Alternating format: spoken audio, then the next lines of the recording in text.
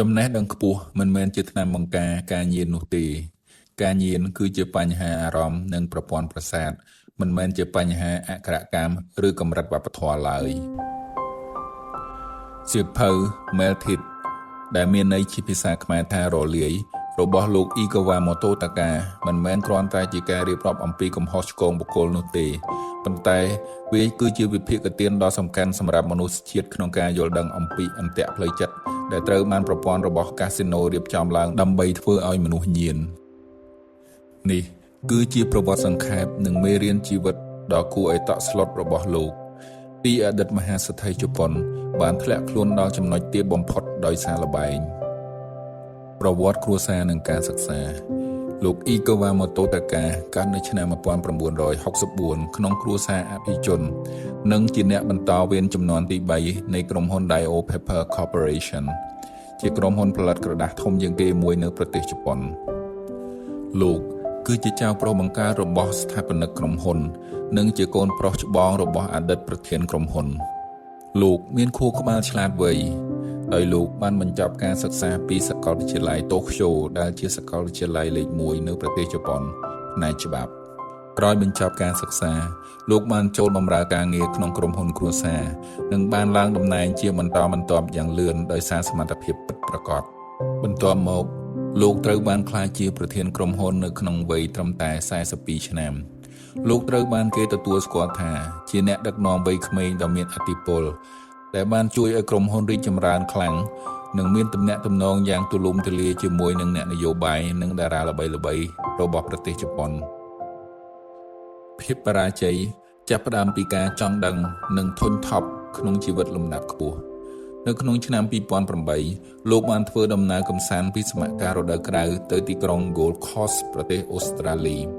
នៅទីនោះហើយដែលលោកបានស្គាល់ការលេងល្បែងក្នុងកាស៊ីណូជាលើកទី1លោកបានជក់ចិត្តយ៉ាងខ្លាំងជាមួយនឹងល្បែងបាការ៉ាត់ដោយពេលនោះលោកបានឈ្នះលុយ$200,000ដោយប្រើដើមទុនត្រឹមតែ$10,000ប៉ុណ្ណោះភាពរីករាយនៃការឈ្នះនេះហើយដែលធ្វើឲ្យអារម្មណ៍របស់លោកដិតដាមមិនភ្លេចតាមពិតទៅដំបូងឡើយលោកលេងគ្រាន់តែដើម្បីកម្សាន្តនិងបន្ធូរអារម្មណ៍តានតឹងពីសម្ពាធការងារប៉ុណ្ណោះលោកតែងតែបង្កើតហេតុផលសម្រាប់កម្សាន្តទៅក្រៅប្រទេសជាញឹកញាប់ជាពិសេសទីក្រុងម៉ាកាវនិងទីក្រុងសិង្ហបុរីតែក្រោយមកការលេងក៏คล้ายទៅជាទម្លាប់ប្រាក់ក៏ចាប់ផ្ដើមចាញ់កាន់តែច្រើនឡើងដើម្បីស្រង់ដើមវិញលោកក៏កាន់តែលេងធំទៅរហូតដល់បាត់បង់ការគ្រប់គ្រងខ្លួនឯងទាំងស្រុងនៅពេលដែលប្រាក់ផ្ទាល់ខ្លួនរាប់សិបលានដុល្លារត្រូវបានរលាយអស់លោកបានប្រើអំណាចជាប្រធានក្រុមហ៊ុនដើម្បីខ្ចីប្រាក់ពីក្រុមហ៊ុនចំនួន7ផ្សេងគ្នាដែលជាក្រុមហ៊ុនបុតសម្ព័ន្ធរបស់ Dio Paper ក្នុងរយៈពេលត្រឹមតែប្រហែល1ឆ្នាំប៉ុណ្ណោះចន្លោះពីឆ្នាំ2010ដល់ឆ្នាំ2011លោកបានដកប្រាក់យកទៅលេងល្បែងសរុបប្រមាណ $10.6 ពាន់លានយេនឬប្រហែល$106លានអាមេរិកលោកបានបញ្ជាក់ថាគ្រប់កាស៊ីណូធំទាំងអស់គេបានសិក្សាពីតេជនគោលដៅរបស់គេច្បាស់ណាស់ដូចជាចំណង់ចំណូលចិត្តអាកប្បកិរិយា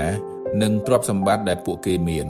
បន្ទាប់មកទើបគេបានរៀបចំសេវាកម្មដើម្បីទាក់ទាញតាមប្រភេទបុគ្គលិកលក្ខណៈភ្ញៀវអភិជនទាំងនោះដោយសារតែលោកជាភ្ញៀវ VIP